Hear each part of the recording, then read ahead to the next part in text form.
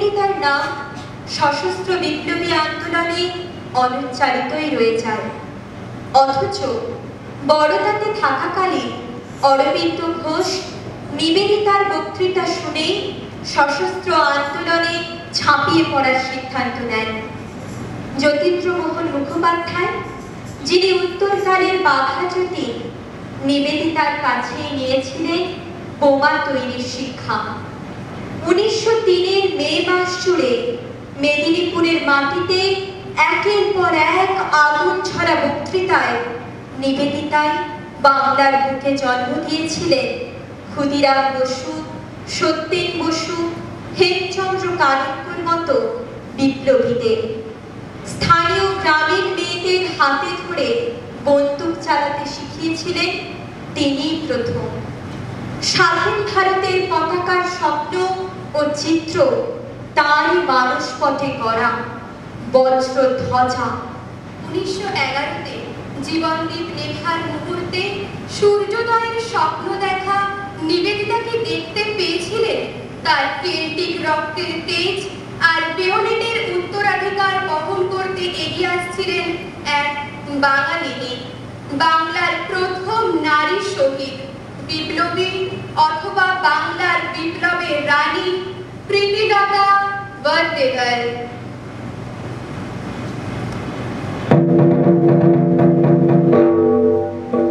অধিকাংশ মৃত্যুই পাখির পালকের মতো হালকা, কিন্তু কোনো কোনো মৃত্যু পাহাড়ের মতো ভারী। বিপ্লবী শহীদদের প্রতিটি রক্তকণা এক একটি বজ্রবীজ।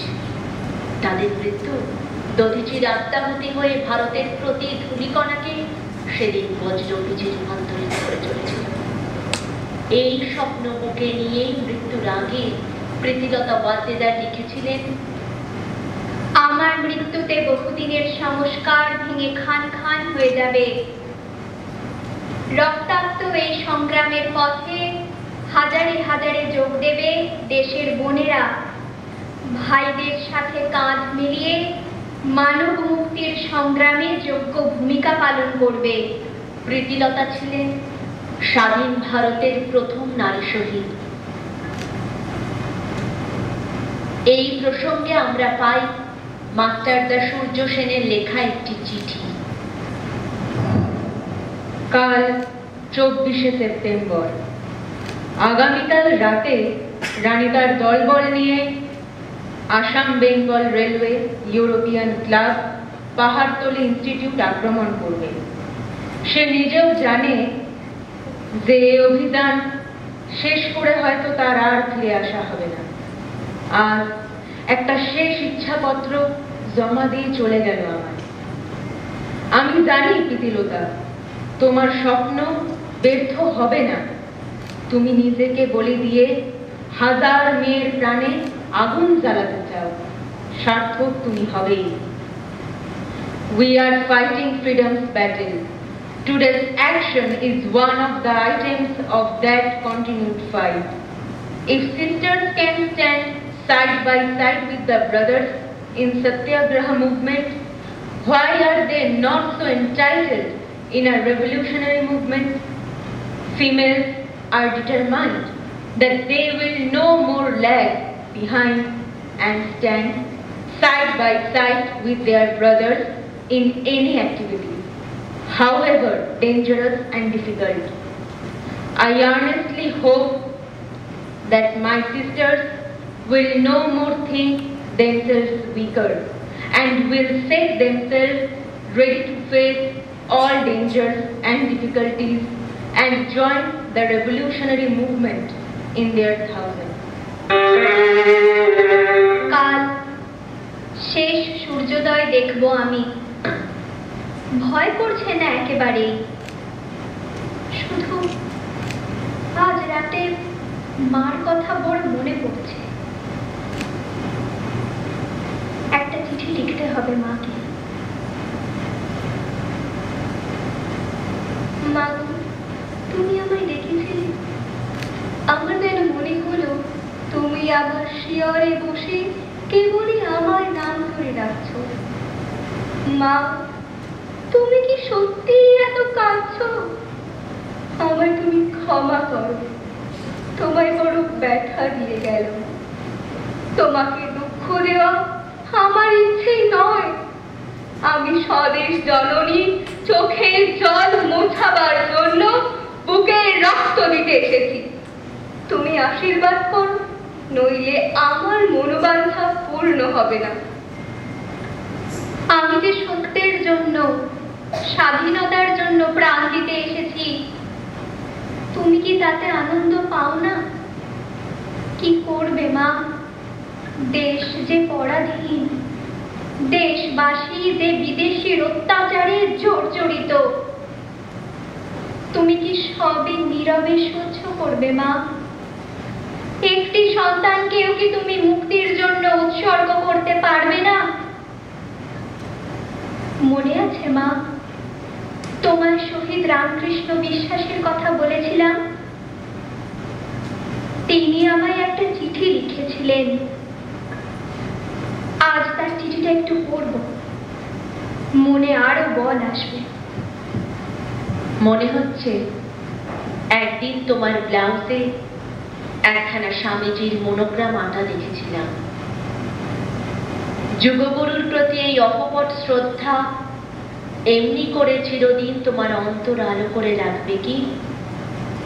আমার মতে he is the moral and spiritual force of all India. আজও বিবেকানন্দের মনোগ্রাম আমার ব্লাউজে আছে। আমি তার বীর কন্যা, আমি মরতে ভয় পাই না। শুধু এই পৃথিবী ছেড়ে যাওয়ার আগে আর একবার তুমি আমায় স্বপ্নে দেখা দিও মা।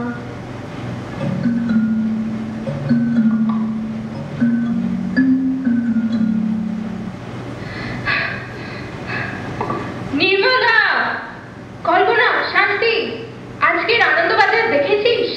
না, কি খবর জয়া? তুই এত হাঁপাচ্ছিস কেন? কি হলো? প্রীতিলতা দিকে মনে আছে? হ্যাঁ, আমাদের সকলের প্রিয়। ওকে মনে থাকবে না? কতভাবে দেশের কাজে আমাদের প্রেরণা দিয়েছে। কি হয়েছে দিদি? দিদি আর নেই রে। দিদির এরকম মৃত্যু, গর্বে বুকটা 10 হাত হয়ে যাচ্ছে। দেখি দেখি কাগজটা। বোমা, রিভলভার ও রাইফেল। প্রীতির সম্মেলনে ইউরোপিয়ান গণকে আক্রমণ। পুরুষের বেশে বিপ্লবী নারী নিহত। কুমারী প্রীতিলতা ওয়াদ্দেদার বলিয়া শনাক্ত। আমি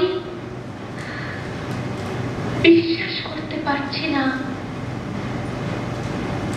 চট্টগ্রাম 25শে সেপ্টেম্বর। গতকাল রাত্রি 11টার সময় বিপ্লবী বলিয়া বর্ণিত একদল লোক পাহাড়তলী ইনস্টিটিউটে অতিশয় দুঃসাহসিকভাবে ইউরোপিয়ানদের ওপর আক্রমণ করে। আক্রমণকারীর দলে পুরুষের বেশে সজ্জিত একজন নারীও ছিল। একজন স্ত্রীলোক ব্যতীত আক্রমণকারী দলে আর সকলেই পলাইয়া গিয়াছে। পুরুষের পোশাকে সজ্জিত এই নারীকে মৃত অবস্থায় পাওয়া গিয়াছে। খবরে প্রকাশ যে এই স্ত্রীলোকটিকে কুমারী প্রীতি ওয়াদ্দেদার বিয়ে বলিয়া শনাক্ত করা হইয়াছে। সে নাকি চট্টগ্রাম শহরের শ্রীযুক্ত জগৎ বন্দ্যোপাধ্যায়ের কন্যা। তাহার পকেটে রিভলভার ও রাইফেলের কতগুলি কার্তুজও পাওয়া গিয়াছে। মনে আছে দিদি একদিন বলছিলেন মাস্টার দা, নির্মল দা, রামকৃষ্ণ দা এসব ছন্নছাড়া বিপ্লবীদের দেখেই বোধ হয় কবি লিখেছিলেন, কেবল তব মুখপানে চাহিয়া বাহির হল তিমির রাতে তরণে খানি বাহিয়া। দিদি বোধ হয় নিজের কথাই বলছিলেন। মেয়েরা এত সাহসী হতে পারে? দিদি যে আমাদের চেনা ছকের বাইরে ভাবতে শিখিয়েছে।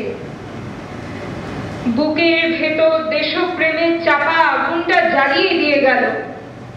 গলা ছেড়ে আজ নির্ভয় চেঁচিয়ে বলতে ইচ্ছা করছে, বন্দে মাতরম, বন্দে মাতরম।